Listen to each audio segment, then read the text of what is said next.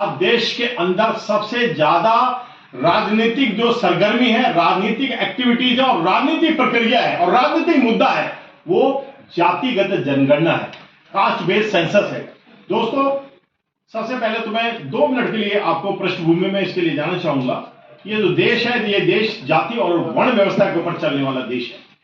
तो क्यों ना सारे समाज को, सारे देश को, सारे जितने भी जाति और वर्ण व्यवस्था से संबंधित लोग हैं, चाहे वो एससी हो, एसटी हो, ओबीसी माइनॉरिटी हैं, सबको क्यों ना सच्चाई का मालूम पड़े कि भाई वो लोग हैं कितने।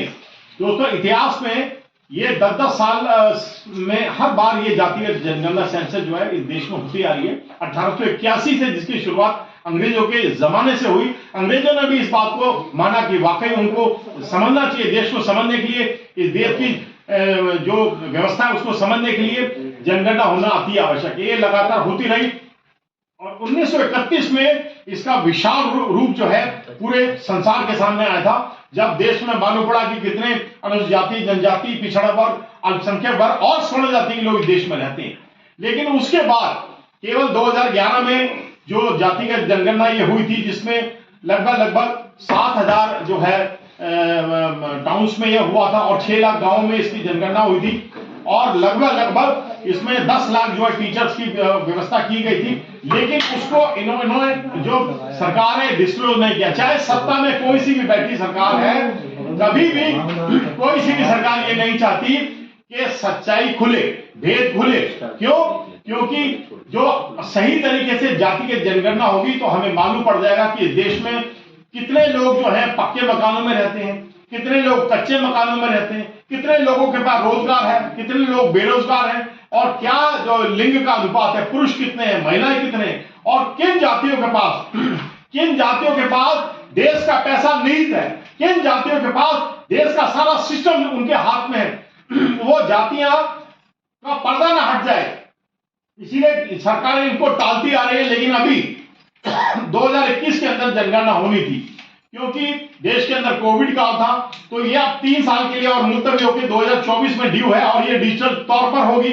लेकिन अब सवाल यह है कि 2024 में ही लोकसभा की चुनाव है। तो मैं तो इस मंच के माध्यम से न केवल प्रधानमंत्री जी से, भारतीय जनता पार्टी से और पूरे जो है सिस्टम से ये रिक्वेस्ट करना चाहूंगा कि माननीय प्रधानमंत्री जी को अभी से ये झंडा उठा लेना चाहिए कि जातिगत जनगणना अभी से एक सिस्टम है, उसके लिए एक कमीशन है, उसके लिए एक आयोग है, उसको ये एकदम से निर्देश दिए जाने चाहिए कि देश के अंदर जातिगत जनगणना तुरंत प्रभाव से शुरू होनी चाहिए।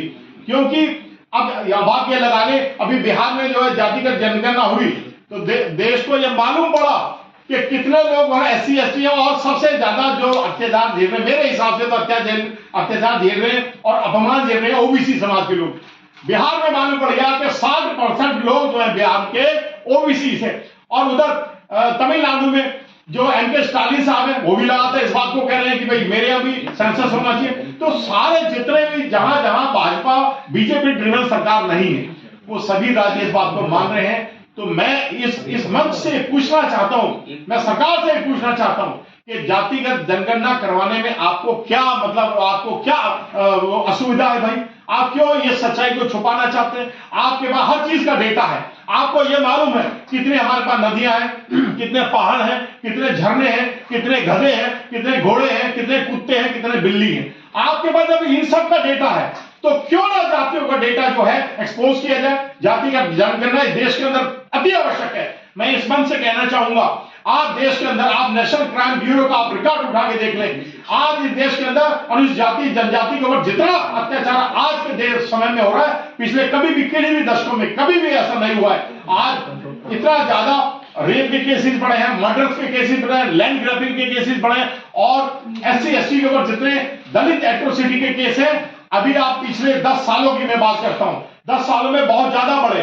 देखिए, जब भी आप टेलीविजन खोलेंगे टेलीविजन कुछ और कहता है, देश बहुत तरक्की कर रहा है, बहुत तरक्की कर रहा है। मैं आपको इस मंच के माध्यम से कहना चाहता हूं, आप बाहर चलते हुए 10 गरीब लोगों को रोक करके पूछें कि भाई आप तुम्हारी रोटी कैसे चल रही है? इस देश में आप गरीब आदमी 75 रुपए किलो तो दूध खरीद रहा है, 30-30 रुपए किलो गेहूं खरीद रहा है। और जिन लोगों को 5-5 किलो राशन दिया जा रहा है वो सब तो एक तरीके से जो ड्राई राशन लेने वाले लोग हैं वो तो एक तरीके से भिखारी बन गए। अब उनको ये लगा रहता है कोई सरकार हमें ड्राई राशन दे। अरे ड्राई राशन दे, ये आप ये देखिए अंतरराष्ट्रीय जो स्तर पे जितने भी सर्वेज होते हैं उस सर्वेज के अंदर सर्वे जितने होते हैं उसके अंदर ये बार बार इस बात को बहुत हाईलाइट किया जाता है कि देश के अंदर बेरोजगारी बढ़ रही है। लेकिन हमारे जो मीडिया, जो प्राइम मीडिया जो हमें भारत सरकार के हैं और जितने भी हैं प्राइवेट सेक्टर के हैं, वो सब एक ही कहानी कहते हैं कि भारत बहुत तरक्की कर रहा है, भारत बहुत तरक्की कर रहा है। अगर तरक्की कर रहा है तो जो गरीब लोग हैं वो और गरीब कैसे होते जा रहे हैं, जो अमीर है वो बहुत अमीर कैसे होते जा रहे हैं। जो हमारी भारत सरकार के उपक्रम जो भारत सरकार को हमेशा कमाई करके देते आए हैं, LIC है और पेट्रोलियम्स है और हैंडलूम्स है, ये सब भारत सरकार के वो उपक्रम है जो हमेशा से भारत सरकार को कमाई करके देते आ रहे हैं। इन सबको जो है प्राइवेट हाथों में दे दिया गया तो उससे किन का नुकसान हुआ? जो बेचारे आरक्षण की बाबा साहब ने छतरी जिनको बनाई थी, जिनके साथ सदियों से जो है जुल्म होता आया है, जिनके बाप दादाओं के साथ जुल्म होता आया है, उनको बैसाखी के तौर पे बाबा साहब ने आरक्षण का जो प्रदान किया था, जो शिक्षा के क्षेत्र में और रोजगार के क्षेत्र में और राजनीति के क्षेत्र में उन बेचारों को मिलता था, वो सब खत्म होता जा रहा है। तो इसीलिए ये सरकार नहीं चाहती कि जातिगत जनगणना हो, वरना ये ना मालूम पड़ जाए कि देश के अंदर एग्जीक्यूटिव्स और आपके जुडिशरी, मीडिया और जितने भी चारों पिलर्स हैं डेमोक्रेसी के, उनके ऊपर किन लोगों का अधिकार है? अरे उनके ऊपर जो 8 से 10% लोग हैं जिनको स्वर्ण समाज के लोग किया जाता है, उन्हीं लोगों का अधिकार है। 73% पैसा उन्हीं लोगों के पास है, जमीनें जो है 60% उन्हीं लोगों के पास है, जितने भी बड़े बड़े उपक्रम है सभी लोगों के पास है। आप भारत में एक एग्जांपल ले ले, मॉल्स कितने, और मॉल्स के मालिक कौन है? क्या आप समझते हैं कितने लोग यहाँ? आप खुद भी जर्नलिस्ट हैं, आप मेरे को बताएं कितने लोग दलित समाज के हैं जिन लोगों के पास बड़े बड़े मॉल्स हैं, जो बड़े बड़े जो है बिजनेसमैन है, बिजनेस टाइकून्स हैं, कितने लोग? मैं दावे के साथ कह सकता हूं कि आप लोग नहीं बता सकते, क्योंकि 1% भी दलित जो है बड़ी बड़ी इंडस्ट्री के मालिक नहीं है। भाई उन लोगों के साथ हमेशा ऐसा छुआछूत और अत्याचार हुआ है कि आप उन लोगों का देखें तो उनका मनोबल टूटा हुआ है। आप 10 दलित लोगों को बैठा के उनके साथ भी आप प्रेस वार्ता कीजिए। मैं कह रहा हूं वो अगर वो थोड़ा सा खुलेंगे ना, रो के आपको सच्चाई बताएंगे। हमारे जो मीडिया है ये कभी सच्चाई बताती नहीं है, ये एक ही बस जहां भी देखो आप। अब देखिए जैसे धर्म और राजनीति है, ये पर्सनल किसी का विषय है। कोई व्यक्ति चाहता है कि मैं पूजा करूं, लेकिन दूसरा चाहता है मैं पूजा ना करूं। हो सकता है वो भगवान बुद्ध को मानता हो सकता है वो जैन धर्म को मानता हो सकता है वो सिखिज्म को मानता हो। लेकिन आज आप जब भी चैनल आप खोले आप देखेंगे कि भाई राम मंदिर के बारे में चर्चा चल रही है और अलग अलग मंदिरों के ऊपर कॉरिडोर बनाए जा रहे हैं, और हाईवेज को जो अच्छे भले हाईवेज थे उनको और भी ज्यादा एक्सप्रेस हाईवे किया जा रहा है, जबकि उस पर चलने वाले को जेब से प्रति किलोमीटर लगभग 3 से 4 रुपए देना पड़ रहा है। आप यहां से अगर लखनऊ जाएंगे तो 485 रुपए तो आप आगरा देंगे, वहां से 780 रुपए फिर आप लखनऊ देंगे। तो आप उसको किलोमीटर में कैलकुलेट कर रहे हैं 3-4 पर किलोमीटर। तो उस पर चलने वाले लोग कौन है? वो वही 4 पहिया लोगों के मालिक लोग हैं जो पैसे वाले लोग हैं। लेकिन इन पैसे वालों के लिए ही क्या योजनाएं बनती हैं? तो इसलिए मैं बार बार इस पे मैं एम्फसाइज करता हूं, जोर देता हूं कि भारत सरकार को, प्रधानमंत्री जी को, भारतीय जनता पार्टी को और जितना भी सत्तारूढ़ी उनके अलायंस के जो दल है सभी को इस सच्चाई को मानना चाहिए, जानना चाहिए।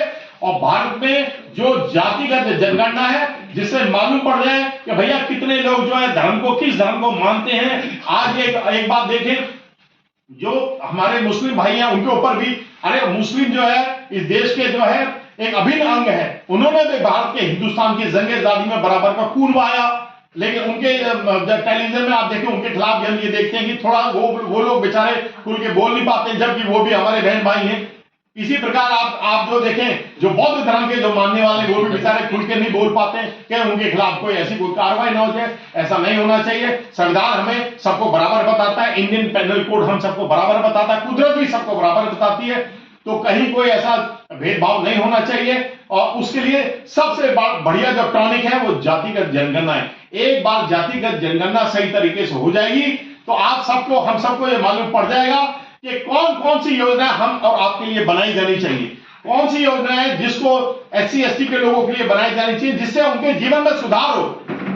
उनको रोजगार मिले और वो शिक्षा के क्षेत्र में, रोजगार के क्षेत्र में और राजनीति के क्षेत्र में आगे बढ़ सके। तो मैं अपनी बातों को यहां विराम देता हूं, लेकिन ये एम्फसाइज करता हूं और इस मंच के माध्यम से जितने भी हमारी संस्था के अन्य संस्थाओं के जो रहनुमा यहां पर आए हुए हैं, और इस मंच के माध्यम से मैं न केवल सरकार से, प्रधानमंत्री जी से और जितने भी सत्तारूढ़ दल के अलायंस पार्टी है उन सब से मैं, जितने भी विपक्ष के जो दल है उनकी तरफ से ये एक रिक्वेस्ट करता हूं और ये मैं जोरदार एक अपील करता हूं कि देश के अंदर जातिगत जनगणना होनी चाहिए, जिससे कि दूध का दूध और पानी का पानी हो सके। नमो बुद्धाय, जय भीम, जय भारत, जय संविधान।